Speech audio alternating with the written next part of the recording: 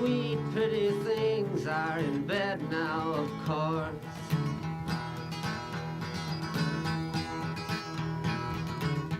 The city fathers, they are planning to endorse the reincarnation of Paul Revere's horse, but the town has no need to be nervous.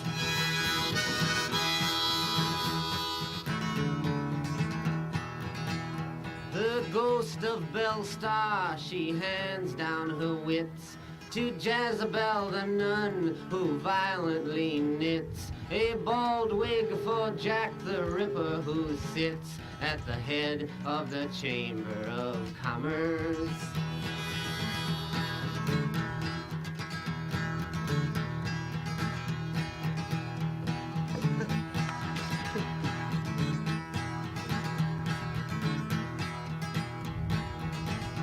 The screaming bride in the penny arcade, screaming she moans, I've just been made. Then send out for the doctor, who pulls down the shade and says my advice is to not let the boys in. Then the medicine man comes and he shuffles inside. He walks with a swagger and he says to the bride, stop all this weeping and swallow your pride. You will not die, it's not poison.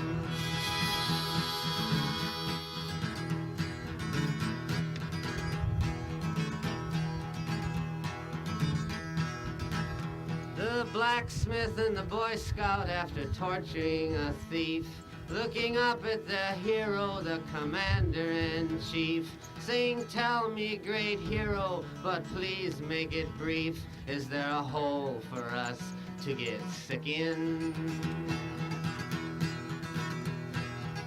The commander-in-chief answers while pounding a fly, saying death to all those who would whimper and cry.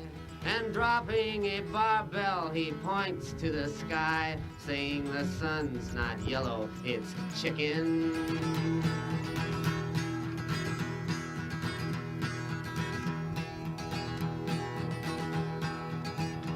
The king of the Philistines, his soldiers to save, puts jawbones on their tombstones, then flatters their graves, sends the Pied Pipers to prison and fattens the slaves, and sends them out to the jungle.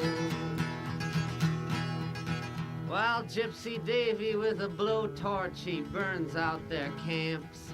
With his faithful slave Pedro behind him he tramps, with $1,000 collection of stamps, to win friends and to influence his uncle.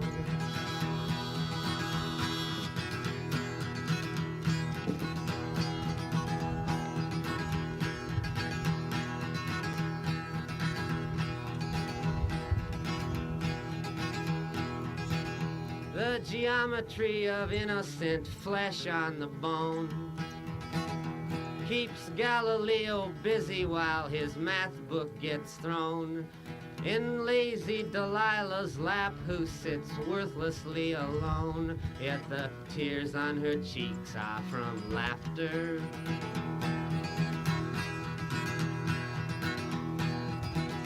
She wishes she could give Brother Bill his great thrill and set him in chains at the top of the hill, then send out for some pillars and Cecil B. DeMille. He could die happily ever after.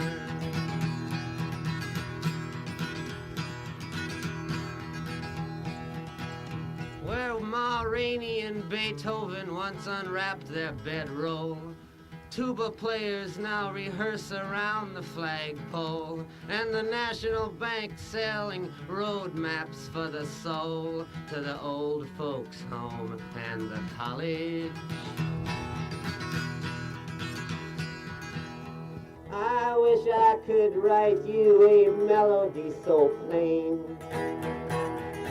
that could hold you, dear lady, from going insane, that could ease you and calm you and see release the pain of your pointless and useless knowledge.